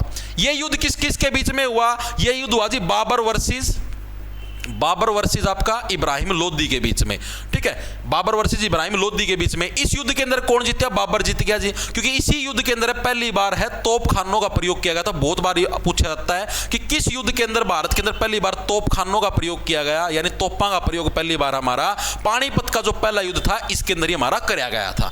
ठीक है, अब जो ये आपका लोदी था, ये आपका किस टाइम जब पानीपत का युद्ध हुआ तो पानीपत का मैं मरा था लोदी। ठीक है, तो लोदी का जो मकबरा है ये हमें कहां पर देखने को मिलता है? ये हमें पानीपत के अंदर देखने को मिलता है। बहुत इंपॉर्टेंट है, बहुत बार एग्जाम के अंदर पूछा जाता है। अब इसी पानीपत के अंदर जैसे ही बाबर ने है पानीपत का पहला युद्ध जीत दी हो गया राजी, जो मेरे लिए डार्लिंग की आदमाड़ एक बढ़िया सी चीज बना दी। वहां क्या बनाओगे? मस्जिद बना सको ज्यादा से ज्यादा। ठीक है, ये हमारा धार्मिक है, मतलब मुगलों का हिसाब था, मुगल बोलना कि ये हमारा धार्मिक चीज है, हम तो इसी को बनाएंगे। यानी काबुली बाग मस्जिद का निर्माण है बाबर के द्वारा करवाया गया। और काबुली बाग मस्जिद भी हमें कहां पर देखने को मिलती है? पानीपत के अंदर हमें काबुली बाग मस्जिद देखने को मिलती है। ठीक है, याद रह जाएगी ना। और ये किसकी याद में इसने पानीपत का पहला युद्ध जो जीता है, उस खुशी के अंदर क्या है, इसने अपनी पत्नी की याद में, मतलब अपनी बेगम को है इस चीज को समर्पित किया। इसकी बेगम का नाम क्या था? काबुली नाम था। ठीक है, इसने अपनी बेगम के नाम पर क्या काबुली बाग मस्जिद का निर्माण करवाने का काम किया। ओके जी, चीज हमारे समझ में आ गई। इसके अलावा पानीपत के अंदर ही हमें काला अंब भी देखने को मिलता है। ये काला अंब ये किससे बिलोंग करता है? ये हमारा जी जो पानीपत का जो थर्ड युद्ध हुआ था, पानीपत का थर्ड युद्ध कब हुआ था जी? 1761 के अंदर हुआ था। तो उसके अंदर जितने भी लोग आपके शहीद हुए थे उन सभी को समर्पित है काला अंब। तो ये जो काला अंब है, काला अंब भी हमें कहां पर देखने को मिलता है? ये भी हमें पानीपत के अंदर देखने को मिलता है। तो ये फैक्ट भी इंपॉर्टेंट है, अक्सर एग्जामिनर पूछ लेता है। ठीक है, इसके अलावा अगर आप लोगों से पूछ ले सलारगंज गेट, ठीक है, सलारगंज बहुत बार आता है, तो सलारगंज जो गेट है ये भी हमें कहां पर देखने को मिलता है? सलारगंज गेट। ठीक है, सलार जंग भी लिखा जाता है, कई बार सलारगंज भी लिखा जाता है। तो ये भी हमें कहां पर देखने को मिलता है? पानीपत के अंदर ही हमको सलारगंज गेट भी देखने को मिलता है। ठीक है, इसके अलावा अगर आप लोगों से पूछ ले, एक और नाम है बू अली शाह कलंदर की दरगाह। ठीक है, ये भी हमें कहां पर देखने को मिलता है? ये भी हमें पानीपत के अंदर देखने को मिलती है। और ये किस चीज का प्रतीक है? एग्जामिनर ये पूछता है। तो बू अली शाह कलंदर की जो दरगाह है ये हिंदू मुस्लिम एकता का प्रतीक है। बू अली शाह कलंदर की दरगाह, काली कलंदर की दरगाह। ठीक है, बू किससे आती है? बासी पानी से। इस तरीके से पानीपत के अंदर ही बू अली शाह कलंदर की दरगाह है। क्लियर हुआ नहीं हुआ? बिल्कुल हो गया जी। आगे चलो जी। अगला था हमारे पास, आपको अलग अलग है पर्यटन केंद्र दिए गए हैं, यानी ये भी डी ग्रुप के अंदर पूछा गया है, यानी घूमने की जगह। ठीक है, राज्य हो गए घूमने की जगह। सुबेरा हुआ घूमने की जगह, कौन कहते लोटा ठा की चाल पड़ो भाई, ये तो घूमने की जगह, सरकारी जगह मारे तरफ पच्छा बिंडे। पर्यटन केंद्रों की सूची है भाई, मिलान करना तारती। सकाई लार्क कड़े देखना मिले, दमदमा झील, डबचिक कर्ण लेक। कैसे कर्नले कैसे करनाल, करनाल के अंदर उचाणा, ये उचाणा भाई जिंदाला उचाणा नहीं है, कदे जिंदाले राज्य हो जाओ वो हमारा उचाणा आ गया, हमारा कड़ा कर्ण झील दिख गया था मना नहीं, ये उचाणा कहाँ का, ये उचाणा करनाल वाले उचाणे की बात होने लग रही है। ठीक है, करनाल के अंदर भी एक उचाणा है, तो कर्ण जो लेके ही हमें कहां पर उचाणा के अंदर देखने मिलती है, यानी डी का संबंध किसके साथ, 3 के साथ। डी का संबंध 3 के साथ सिर्फ एक ही ऑप्शन के अंदर है, डायरेक्ट ऑप्शन से एलिमिनेशन हो गया, कट, सारे ऑप्शन देखने की जरूरत है को नहीं। ठीक है, डायरेक्ट हो गया। सकाई लार्क हमें कहां पर देना, सकाई का मतलब होता है आसमान, आसमान का रंग कैसा होता है, आसमान की वजह से पानी का रंग भी नीला होता है। ठीक है, यानी पानी से बन गया पानीपत, पानीपत के अंदर हमें सकाई लार्क देखने को मिलता है। ओके जी, अगर मैं बात करूं आपका दमदमा, दमदम दमदम दमदम दमदमा झील आपकी गुड़गांव के अंदर। ठीक है, ओडल, ओडल के अंदर, ओडल कहां पर है, पलवल के अंदर, पलवल के अंदर हो गया डबचिक डबचिक डबचिक डबचिक, पल दो पल रुक जाओ फिर करेंगे हम लोग क्या, डबचिक डबचिक डबचिक डबचिक। तो डबचिक हमें कहां पर देखने को मिलता है जी, पलवल के अंदर हमको डबचिक देखने को मिलता है। और भी बहुत सारे पर्यटन स्थल हैं जो कि मैंने आप लोगों को करवा भी रखे हैं। यादवेंद्र गार्डन पूछ ले कहां पर है, पिंजौर पंचकुला के अंदर, जहां पर हर साल अभी जैसे जुलाई के महीने के अंदर है आमों का मेला लगा, जुलाई के हर दूसरे सप्ताह के अंदर लगता आमों का मेला। ठीक है, हर साल एग्जामिनर पूछता है। किंग फिशर कहां पर है, किंग फिशर अंबाड़ा। ठीक है, किंग फिशर का पैग लगा के आदमी कहना बाड़ा में पक्का तुम्हारा, ओह ठीक है, इस तरीका तो याद रख लो। बुलबुल हमें कहां पर, बुलबुले, बुलबुले आदमी कब छोड़ता, जब तक आदमी जिंदा होता तभी तक बुलबुले छोड़ता पानी के अंदर, बुलबुल बुलबुल बुल, यानी जिंदा से बन गया जिंदगा में। ठीक है, ब्लू बर्ड पूछ ले, इस आरगा में नीले पंछी तमनार बेराए हैं, रवे हैं खूब सारे। ठीक है, अगले प्रश्न के ऊपर आते हैं। राष्ट्रीय सुरक्षा guard NSG, national security guard के संबंध में 2 कथन दे रखे हैं। यह एक केंद्रीय सशस्त्र पुलिस बल है, सेंट्रल आर्म्ड पुलिस फोर्स है, यह कथन बिल्कुल सही है, सीएपीएफ की फोर्स है। दूसरा, यह भारत सरकार के रक्षा मंत्रालय के प्रशासन की, नहीं भाई, जितनी भी हमारी सीएपीएफ की फोर्स है सारी की सारी हमारी होम मिनिस्ट्री के अंदर आती हैं। आप लोग एसएससी जीडी वगैरह की तैयारियां करते होगे, ठीक है, वो सारी की सारी किसके अंदर आती है, होम मिनिस्ट्री के अधीन आती है सारी की सारी। तो हमारा दूसरा कथन क्या हो जाएगा, गलत हो जाएगा, यानी केवल कथन नंबर हमारा 1 है, यह हमारा सही है, बाकी दूसरा कथन हमारा गलत है। ओके जी, अगले क्वेश्चन के ऊपर चलते हैं। अगला क्वेश्चन क्या, हरियाणा की कुल जनसंख्या कल ही करी थी, कितनी थी हरियाणा की कुल जनसंख्या, कल पड़ी थी 2, 53, 51, 462, याद आई या नहीं आई, 2 का गैप बताया था, 53, 51, 462। ठीक है, 2.53 करोड़, देखो 2 का गैप, इधर भी 2 का गैप, तो किसके किसके बीच में हो जाएगी, 2 करोड़ से 3 करोड़ के बीच में हरियाणा जनसंख्या जाएगी। टुच्चा प्रश्न पूछा, कल ही कराया था, अगली शिफ्ट में फिर सेम पूछ लिया। हरियाणा का चेरा पूंजी किसको बोलते, ये अच्छा प्रश्न पूछ लिया। हरियाणा का चेरा पूंजी यानी कि चेरा पूंजी किसको बोलते, चेरा पूंजी वैसे अगर आप वास्तविकता के हिसाब से बात करें तो चेरा पूंजी हमको देखने को मिलता है मेघालय के अंदर भाई। ठीक है, मेघालय के अंदर जहां पर हमें बहुत ज्यादा बारिश देखने को मिलती है साल भर के अंदर, पूरे भारत के अंदर सबसे अधिक बारिश है चेरा पूंजी के अंदर होती है, तो ये हमें मेघालय के अंदर देखने को मिलता है। ठीक है, सबसे अधिक बारिश की वजह से फेमस है। मेघालय कितनी पहाड़ियों से घिरा हुआ है, 3 टाइप की पहाड़ियों से घिरा हुआ है। कौन कौन सी हैं जी, खासी हिल्स, याद करो आओ हिल्स। ठीक है, 3 टाइप की हिल्स है, याद रखना, पूछा था बहुत बार। ठीक है, अब क्या हरियाणा का चेरा पूंजी किसको बोलते हैं, छछरौली को। छछरौली कहां पर देखने में मिलता है, हरियाणा के यमुनानगर जिले के अंदर देखने में मिलता है। और हरियाणा का जो यमुनानगर है, बड़ा यमुना नदी है, ठीक है, यमुना नहर है, तो यमुनानगर के अंदर क्या हमें सबसे अधिक बारिश भी देखने को मिलती है, और सबसे अधिक बारिश की वजह से ही क्या है, इसी छछरौली को क्या है, हरियाणा का चेरा पूंजी हम लोग बोलते हैं। ओके जी, ये चीज भी हमारे समझ में आ गई, दिमाग के अंदर घुस गई भाई। ठीक है, बहुत बढ़िया। हाँ, मासी नराम भी बोल देते हैं भाई उसको। ठीक है, चेरा पूंजी मासी नराम एक ही सौदा है, कदे ना अलग अलग मानो था। ओके, ठीक है जी। अब आप लोगों को अगर आप ऐतिहासिक दृष्टि से चले तो आप लोगों को छछरौली का विद्रोह याद है या नहीं है। छछरौली का विद्रोह किसके द्वारा किया गया था, जोध सिंह, याद करो। छछरौली का विद्रोह किसके द्वारा कराया गया था, 1818 के अंदर। ठीक है, जोध सिंह के द्वारा, याद आया नहीं आया, जोध सिंह के द्वारा, क्या जोधा सिंह भी बोल देते, जोध सिंह भी बोल देते, इसके द्वारा क्या छछरौली का विद्रोह। ये थोड़ा डीपली पढ़ोगे ना तब तुमको पता लगेगा। ठीक है, कलसिया रियासत, उसकी राजधानी भी क्या थी, छछरौली थी, याद करो। ठीक है, ये क्या थी आपकी, कलसिया रियासत की राजधानी भी होया कर दी। मावना तो जी मार ली, राजधानी का कौन बेरा, चंडीगढ़ है गे, हैं, कलसिया का तो के बेरा होगा, इसका भी क्या था, छछरोली था। कैसे रहे, काले काले लोग के छेछर गणे करे आकर, नहीं नहीं नहीं मैं ये साबुन नहीं लगाऊंगी और भी काला रंग हो जाएगा, इस तरीके से। ओके, बहुत बढ़िया भाई। और यमुनानगर के अंदर हमको क्या देखने को मिलता है, अथिनी कुंड बैराज, जिसको हम लोग मछुआरों का स्वर्ग बोलते हैं, क्योंकि बहुत सारे हैं, हमें मछुआरे देखने को मिलते हैं, बहुत सारी है मछली देखने को मिलती है। ठीक है, इसके अलावा हमारे पास कालेसर राष्ट्रीय उद्यान, सारे के सारे कालेसर, बढ़िया काले काले बाल कद कड़े मेंटेन होंगे, जड़ा पानी बढ़िया बढ़िया पानी कड़े, यमुना नदी का उसका बढ़िया तो पानी है कि नहीं। ठीक है, और कालेसर जो हमारा नेशनल पार्क, उसके अंदर हमें क्या लाल जंगली मुर्गे, भौंकने वाले हिरण वगैरह वगैरह ये देखने को मिलते हैं। ठीक है, कपाल मोचन का मेला कड़े देखने मिला, यमुनानगर के अंदर देखने को मिलता है। तो ये चीजें पूछे थे। यमुनानगर को किस नाम से जाना जाता है, पेपर सिटी के नाम से भी जाना जाता है। याद आया नहीं आया जी, बिल्कुल याद आ गया। ठीक है, वेरी गुड भाई। चले आगे आगे चलो। अगला था हमारे पास माधोगढ़ का प्राचीन किला, हरियाणा के किस जिले में, मैं से माधोगढ़, मैं से महेंद्रगढ़। ठीक है, तो माधोगढ़ का जो प्राचीन किला ये हमें किस जिले के अंदर देखने को मिलता है, तो माधोगढ़ का प्राचीन किला हमें महेंद्रगढ़ जो जिला है इसके अंदर हमें देखने को मिलता है। इसकी क्या कुछ खास बात थी, कौन इसका निर्माता था, कोई साथी बताएगा।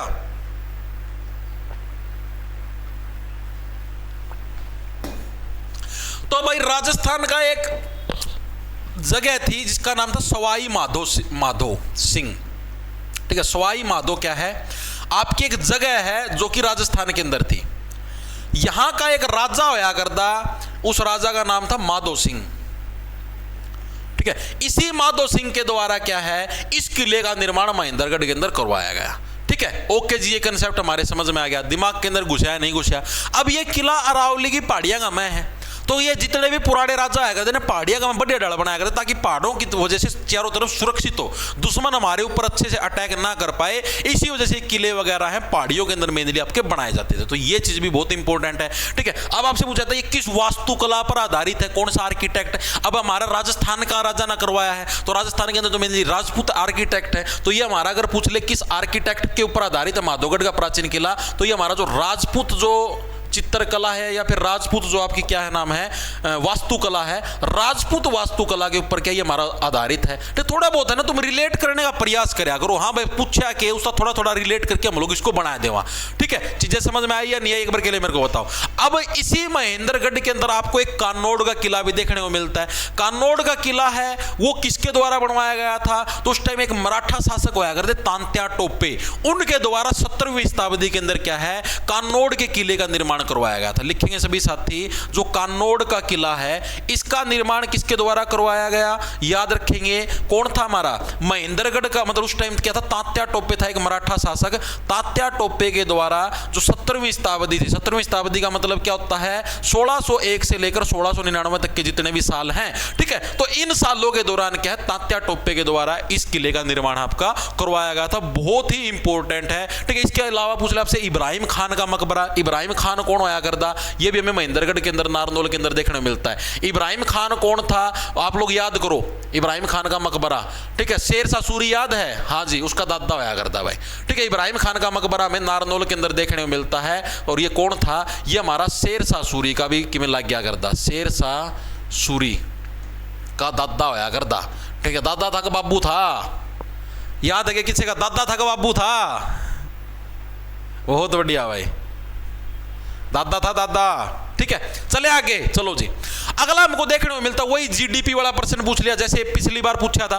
हरियाणा का जीएसडीपी बिहार के जीएसडीपी से अधिक है जी, बिल्कुल सी। जीएसडीपी का मतलब है टोटल जो कमाई है। ठीक है, हरियाणा का मतलब देखो वैसे से बिहार जनसंख्या के हिसाब से बहुत बड़ा हो, लेकिन बिहार के अंदर इतनी फैक्ट्रियां वगैरह उद्योग धंधे नहीं है जितने हरियाणा के अकेले गुरुग्राम के अंदर है। तो ये तो सिंपल सी बात है, हरियाणा का जीएसडीपी बिहार से तो फालतू होना है, ये नॉर्मल जनरल नॉलेज का प्रश्न था। हरियाणा का जीएसडीपी उत्तराखंड के से भी अधिक है, बिल्कुल उत्तराखंड के अंदर तो पहाड़े पहाड़ों भी इतनी फैक्ट्री को नहीं। ठीक है, तो हरियाणा का तो नॉर्मल उनता आगा है। ये हरियाणा का कंपैरिजन तो हम कर्नाटक गेल करोगे उड़े इतनी फैक्ट्री, तमिलनाडु गेल करोगे उड़े इतनी फैक्ट्री, उनता तो कम होना है। ठीक है, तो यानी दोनों के दोनों कथन हमारे सही हैं। ऑप्शन नंबर हमारा बी है, करेक्ट हो जाएगा। ओके जी, अगले प्रश्न के ऊपर आते हैं। पर्यावरण संरक्षण और संवर्धन की दिशा में प्रयासों की मान्यता हेतु किसके नाम पर हरियाणा सरकार ने एक पुरस्कार है वो शुरू किया था, दर्शन लाल जैन। दर्शन लाल जैन क्या था, एक बहुत ही बड़ा पर्यावरण ज्ञाता था, पर्यावरणविद था, जो कि हरियाणा के अंदर बढ़िया सुंदर पर्यावरण के दर्शन करवाना चाहता था हरियाणा की जनता को, लेकिन बेचारा मर गया, दर्शन नहीं करवा पाया। तो इन्हीं की याद के अंदर क्या है हमारा पर्यावरण संरक्षण की दिशा के अंदर क्या हरियाणा सरकार के द्वारा एक पुरस्कार शुरू किया गया, जो कि श्री दर्शन लाल जैन। कैसे याद रखोगे बदरसन लाल जी क्या है, सुंदर पर्यावरण का दर्शन करवाना चाहते थे हरियाणा की जनता को, लेकिन नहीं करवा पाए। ठीक है, आगे देखो, क्योंकि जनता काम की नहीं है ना। निम्नलिखित कथनों पर विचार करें, हिंदी हरियाणा की राजकीय भाषा है या नहीं है? हिंदी, जी बिल्कुल सही बात है, हरियाणवी नहीं है, हरियाणवी भाषा नहीं, हरियाणा ये बोली, बोली को इंग्लिश में क्या बोलते हैं, डायलेक्ट। ठीक है, याद रखना, डायलेक्ट, वोकैबुलरी पढ़ो तो पता लगेगा। अगला, वर्ष 2010 में पंजाबी को हरियाणा की राजकीय भाषा का दर्जा प्रदान किया गया, ये कथन भी बिल्कुल, ये क्या कुछ सिस्टम समझाओ जी हमारे पास। देखो भाई क्या हुआ, 1966 के अंदर 1 नवंबर 1966 को हरियाणा बनया। ठीक है जी, हरियाणा हमारा बनया, HR बनया। अब क्या था, पाछा 1969 के अंदर बंसीलाल नामक व्यक्ति है हमारे, ये हमारे बन गए मुख्यमंत्री। तो बंसीलाल जी ने बोले पंजाब वाले तो अच्छे कौन भाई, ठीक है, आप ही जो अपनी जो सेकंड राजकीय भाषा है ना, वो बनावा है किस लग, तमिल लग। देखो कड़ा पहुंच गया बंसीलाल भी भाई, ये मानस था, तमिल भाषा सेकंड राजकीय भाषा बना दी। तमिल हरियाणा का सिंगल मानस ना भी को नहीं आंदी, नोवेला से मन तमिलनाडु वाली भाषा बनानी पड़ जाए, लेकिन पंजाब वाली जमा नहीं बनाऊंगा। ठीक है, उसका बादशाह फिर 2010 के अंदर क्या है, भूपेंद्र सिंह हुड्डा जिस टाइम CM होया करता। ठीक है, तो हुड्डा साहब ने क्या है, इसको है 2010 के अंदर इस तमिल को हटा के क्या है, जो हमारी ये पंजाबी है, पंजाबी को हरियाणा की सेकंड राजकीय भाषा का दर्जा दिया। तो यानी कि दोनों के दोनों कथन हमारे सही, कंसेप्ट तुम्हारे याद होना चाहिए। ओके जी, आगे चलते हैं। अगला था पूर्व भारतीय क्रिकेटर वीरेंद्र सहवाग। वीरेंद्र सहवाग कहां से बिलोंग करते हैं बताओ? पंचकुला, झज्जर, गुरुग्राम या फरीदाबाद। इनकी एकेडमी भी है, सहवाग इंटरनेशनल स्कूल भी है इनके नाम से। बताओ भाई कहां पर क्या कुछ है वीरेंद्र सहवाग का सिस्टम? बहुत बढ़िया, शाबाश। ओ हाँ, मुल्तान का सुल्तान बोला जाता है, निकनेम, बिल्कुल बिल्कुल। तो देखो भाई, जो हमारा झज्जर जिला था ना, तो झज्जर जिले के हालात थे जर्जर, यानी कि खराब। तो उन हालातों को सुधारने के लिए है जो आपके वीरेंद्र सहवाग है, इन्होंने डिसीजन लिया कि यहाँ पर एक क्रिकेट एकेडमी और एक बढ़िया से स्कूल की स्थापना करूंगा। इन्हीं वीरेंद्र सहवाग का निक नेम पूछा जाता है कि किसको नजफगढ़ का नवाब बोला जाता है। तो नजफगढ़ के नवाब के नाम से किसको जाना जाता है? ये आपके वीरेंद्र सहवाग को नजफगढ़ का नवाब बोला जाता है। बहुत इंपॉर्टेंट एग्जाम के अंदर पूछा जाता है। इसके अलावा अगर आप लोगों से पूछ ले मुल्तान का सुल्तान किसको बोला जाता है, तो मुल्तान का सुल्तान भी किसको बोला जाता है?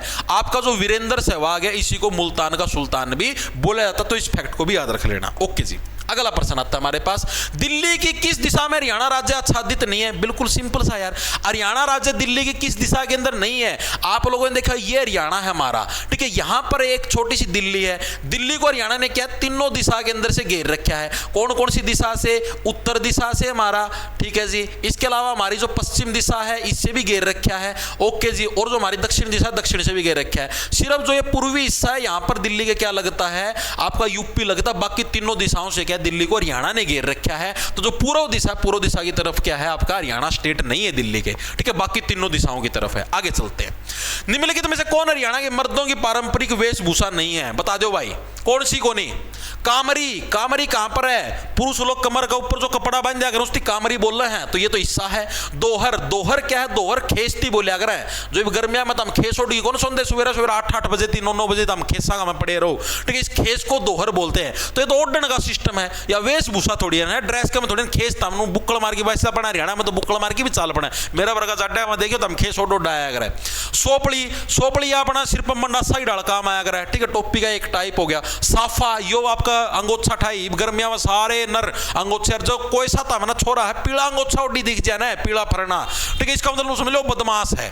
पीला अंगोछा नु समझे, अगर पीला हो गया, संतरिया हो गया, हरे हो गए, ठीक है, मैं घने रंगा के अंगोछे चाले नु मंडासा मारी नु लपेटी नु चालेंगे और खुद ना नु सोचे ओ भाई पीला अंगोछा बांध रखा भाई, मतलब नु समझ ले। तो हरियाणा का मैं वैसे मैंने हरियाणा पुलिस का दर्जा मिल गया, कोई मेरा चलान नहीं काटेगा। ओ पुलिस ही आएगी, ओ भाई पीला अंगोछा, पीला, ओ भाई साहब डर लग रहा है साहब, पीला अंगोछा नहीं सर, नहीं सर, सर प्लीज गलती होगी सर, संतरी अंगोछा, oh sir sir please please दूर दूर दूर सर, डर लग रहा है सर, आपका चलान हम कैसे काट सकते सर, गलती होगी। ये नु सोचा करेंगे ऐसा होगा। गांव का में बढ़ेंगे तो गांव के सारे मानस है नु कहोगे अरे साहब आपको गांव में आने की क्या जरूरत थी, हम आपकी कोठी पे आ जाते। ये नु सोचा है बा मना, इसी फीलिंग आओगी, ठीक है। पुलिस की फिजिकल का में जाऊंगे तो उड़ा जान दिया चेयरमैन साहब को, अरे तुमने पीला अंगोछा पहन रखा, तुम्हारा फिजिकल क्लियर है भाई, ठीक है। नु सोचा नु फीलिंग लेवा है नु कोने मेरा पीला अंगोछा का मैं तम के लागो, मैं के तो बोलूं फिर अरे विद्रोह हो जाएगा शुरू, रहने दो था है। पीड़े अंगोछे संतरी नु लपेटी हांडेंगे जो बेरा नहीं के तोप बनेंगे, दौड़ता अंगोछा बांध लिया करो, उसमें क्या दिक्कत था बना। अगला हमारे पास हरियाणा के अंदर 5 पुलिस आयुक्तालय यानी 5 पुलिस कमिश्नरी है हरियाणा के अंदर। अभी अभी आप इन्हें पढ़ा था, बिल्कुल सही है जी, तो कथन कोई गलत नहीं है। फरीदाबाद में पुलिस आयुक्तालय स्थित है, क्या फरीदाबाद के अंदर कोई पुलिस कमिश्नरी है या नहीं है जी? बिल्कुल है जी। ठीक है, तो ये भी हमारा करेक्ट हो जाएगा। ठीक है, तो हमारा कौन सा ए और बी दोनों के दोनों कथन हमारे बिल्कुल करेक्ट हो जाएंगे। ठीक है, हो गला सूख गया भाई। ए और बी दोनों के दोनों कथन हमारे बिल्कुल करेक्ट हो जाएंगे। एक सेकंड के लिए रुको, कुछ खाना लग रहा, 2-3 बार लिया सर। पीडीएफ नहीं डाली आपने, किस चीज़ की पीडीएफ कौन डाली है ना यार? तुम पढ़ाई पर ध्यान क्या कौन देते, तारा ध्यान पीडीएफ का ऊपर रहा है। ठीक है, चलें आगे चलो भाई। अगला प्रश्न हमारे पास, ब्रह्म सरोवर कहां पर है? सबको पता कुरुक्षेत्र का मैं ब्रह्म सरोवर, इसका मैं कोई लंबी चौड़ी कहानी नहीं। आगे चलो। प्रसिद्ध खिलाड़ी योगेश्वर दत्त, कलापी ने बात करी थी 2012 ओलंपिक के अंदर, 2012 लंदन ओलंपिक के अंदर क्या है, इन्होंने ब्रॉन्ज मेडल जीता था। उसी पर्सन को घुमा के फिर से दे दिया अगली शिफ्ट के अंदर। ठीक है, और किससे बिलोंग करते हैं? कुश्ती से बिलोंग करते हैं। हरियाणा के किस जिले से? सोनीपत जिले से बिलोंग करते हैं। ठीक है, सोनीपत जिले से। और कल मैंने गाँव का नाम भी बताया था, बताओ कमेंट का मारो फकागी। अगला प्रश्न आता है, नृत्य शैली लूर में, लूर का अर्थ क्या है? लूर का मतलब होता है बालिका। कलापी ने देखो, जिसका मनु गाने गांधी गांधी छोरी बात करे अगर आए बेबे तने से टीका फार्म क्यों नहीं भरया, सिर पर गोबर का तगड़ा फिर भी नाच लेंगे के बेबे के बताऊं मेरी सासू नाटगी। ठीक है, इस डालता ये जो नृत्य करते करते मतलब सिर पर ताशड़ा धरी धरी भी आपस में बात कर ले हैं। ठीक है, इसको हम लोग क्या बोलते हैं, किस डांस के अंदर होता है? ये हमारा जो लूर डांस है ना जी, लूर डांस के अंदर हमारा ये होता है। और इसके अंदर मेनली प्रश्न उत्तर की फॉर्म में क्या ये आपका डांस किया जाता है। ठीक है, आप लोगों से पूछे जाते हैं 2 डांस और बहुत इंपॉर्टेंट है, एक का नाम है जी रतवाई और एक का नाम है जी मंजीरा। ठीक है, ये दोनों के दोनों हमारे कहां से बिलोंग करते हैं? मेवात, जिसको वर्तमान में हम लोग नू के नाम से जानते हैं, इस यहां से बिलोंग करते, बहुत इंपॉर्टेंट है। याद कैसे रखोगे? मेवात के लोग हैं, वहां पर साक्षरता इतनी कम है कि उनको क्या है, मंजीरा बजाना भी क्या है आपका रटवाया जाता है। मंजीरे को ऐसे ऐसे बजाया जाता है। ठीक है, इस तरीके से हम लोग इसको याद रख सकते हैं। आगे चलो भाई, हमारा वायुमंडल कितने स्तरों के अंदर विभाजित है? नॉर्मल सा पर्सन है, इंडिया जीतेगा।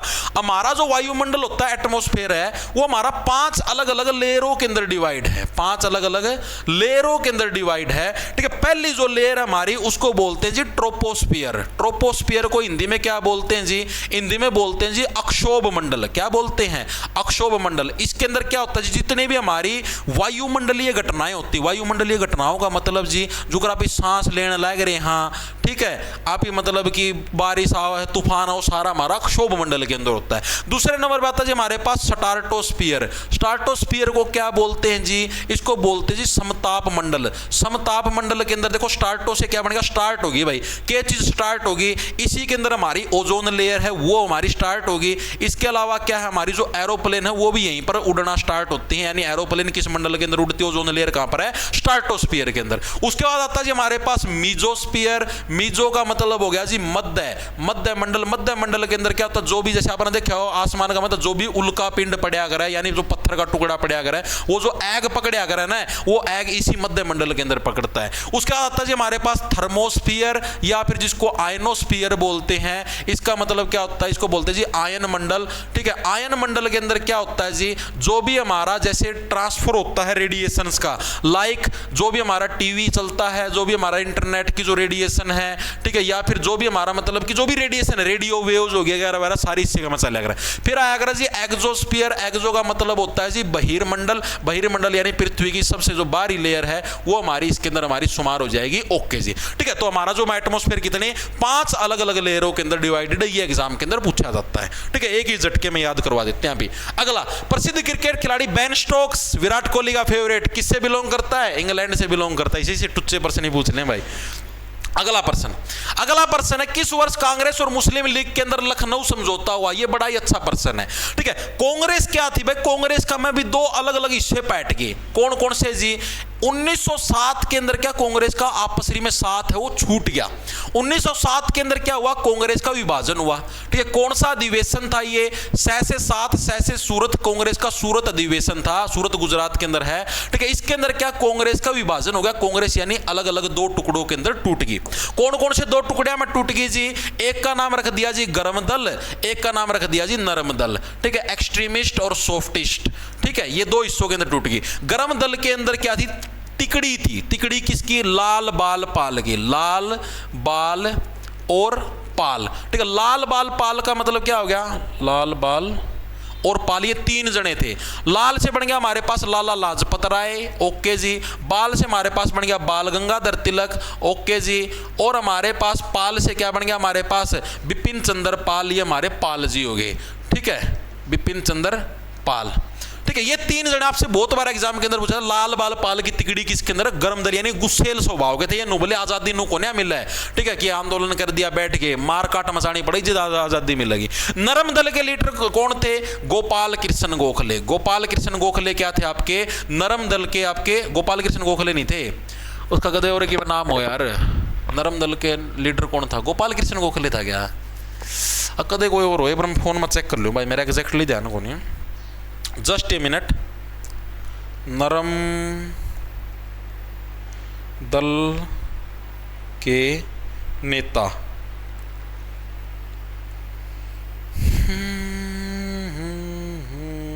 वहां गोपाल कृष्ण गोखले थे, ठीक है। गोपाल कृष्ण गोखले क्या थे?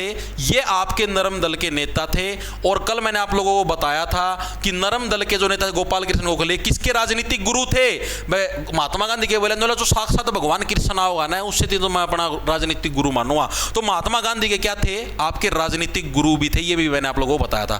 फिर ये जो कांग्रेस है, इसका आपसी में समझौता कब हुआ? 1916 के अंदर। क्या आपका जब लखनऊ समझौता हुआ, लखनऊ समझौते के अंदर क्या है? कांग्रेस का आपका समझौता आ गया और साथ में मुस्लिम लीग के साथ भी इन्होंने समझौता करने का काम किया, ओके जी। आगे चलते हैं।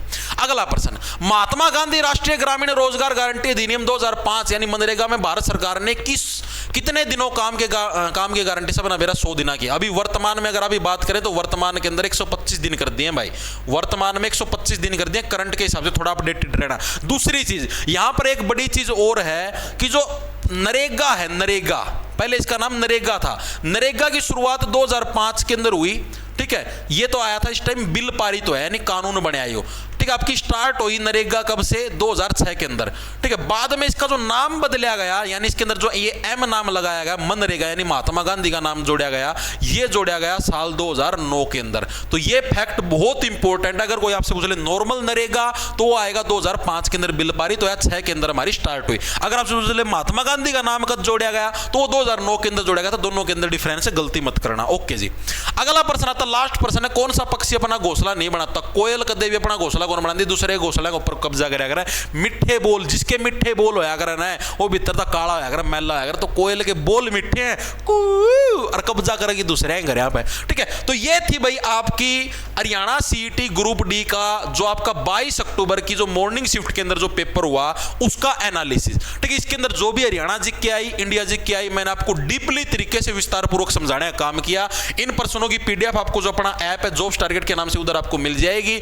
इसके अलावा जिसको भी भाई सीईटी ग्रुप डी की तैयारी करनी तो जॉब्स टारगेट ऐप के ऊपर अपने को सीईटी ग्रुप डी का आपको कोर्स मिल जाएगा देखने को। उधर अभी ऑफर आया हुआ है, अगर आप HR50 कोड लगाओगे तो आपको डिस्काउंट मिल जाए। सारा सिलेबस आपको लाइव क्लासों के दौरान है, लाइव प्लस रिकॉर्डेड, ठीक है। इन क्लासों के माध्यम से आपको सारा सिलेबस कवर अप करवाया जाएगा। डेली सुबह आपको टारगेट मिलते हैं, आज क्या पढ़ना क्या नहीं पढ़ना। संडे को आपका लाइव टेस्ट लिया जाएगा जो भी आपने इस हफ्ते के अंदर पढ़ा उन सब का, ठीक है।